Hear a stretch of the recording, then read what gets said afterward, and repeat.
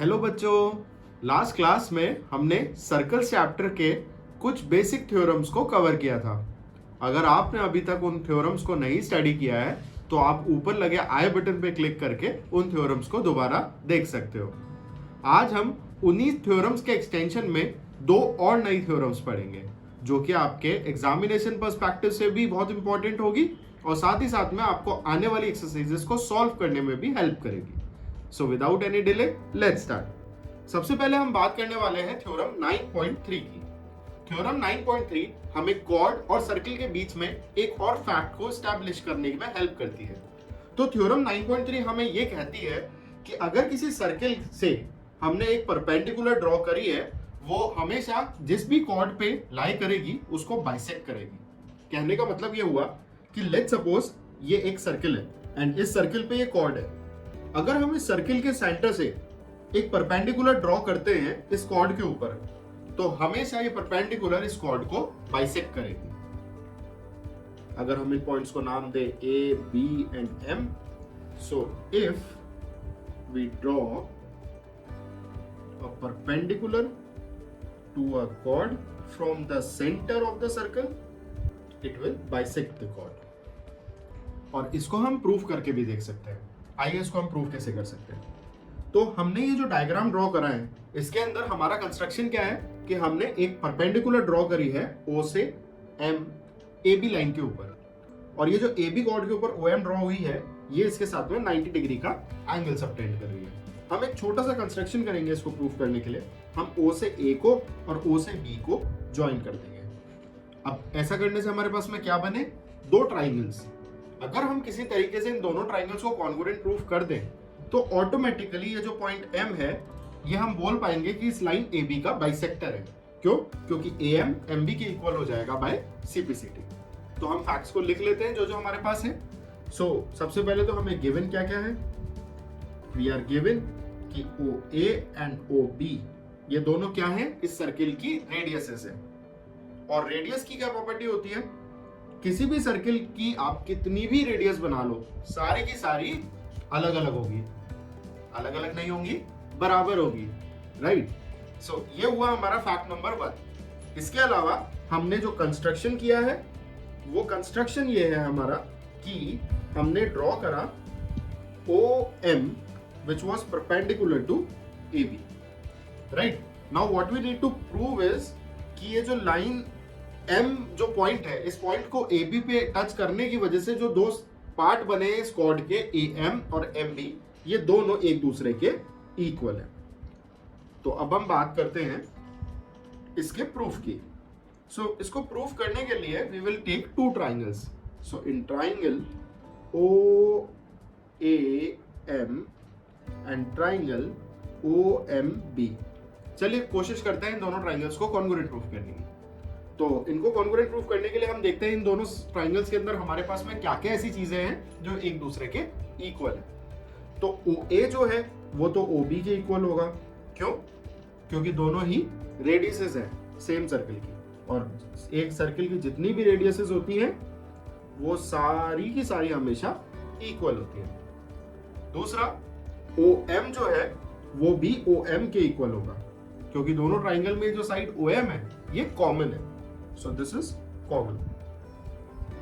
और साथ ही साथ में angle OMA is equal to angle OMB which is equal to 90 degree. Why? By construction. हमने तीन चीजें तो कॉमन निकाल ली है। अब हम देखते हैं ये हमारे कौन से क्राइटेरिया में फिट होते हैं। OA equal to OB, OM equal to OM and angle OMA angle OMB के इक्वल है विच इज 90 डिग्री। तो सबसे पहले अगर कोई भी एक एंगल 90 डिग्री का मैच हो रहा होता है तो हम RHS क्राइटेरिया ट्राई करते हैं। तो देखिए हमारे पास में राइट एंगल है जो इक्वल है, एक side this OM side is also equal, so this will become the side. और तीसरा OA जो है और OB जो है, they are working as the hypotenuse of these two triangles, so this serves the purpose of hypotenuse. तो यहां हम कह सकते हैं कि बाय RHS क्राइटेरिया हमारे ये दोनों triangles, triangle AMO and triangle BMO, these are congruent. और अगर ये दोनों कॉन्ग्रुएंट हैं तो हमारी जो हाइपोथेसिस थी वो ट्रू हो गई।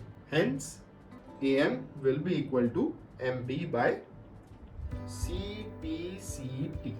CPCT का फुल फॉर्म क्या था? Common parts of congruent triangles. So that's how we can prove the theorem 9.3 of your NCERT textbook, which says that if you draw a line perpendicular to the chord from the center of the circle, that will always bisect the chord. Now let's talk about theorem 9.4.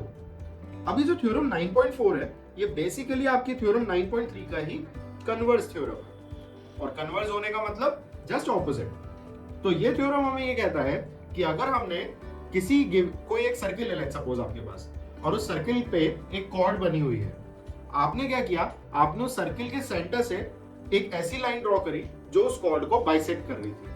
तो ऐसी line जो उस cord को bisect करेगी वो उस cord के perpendicular भी होगी। सो दिस इज योर थ्योरम 9.4। सो इसका अगर हमें स्टेटमेंट लिखना हो तो वो हम ऐसे लिख सकते हैं, so a line segment drawn from the centre of the circle bisecting the chord is perpendicular to the cord.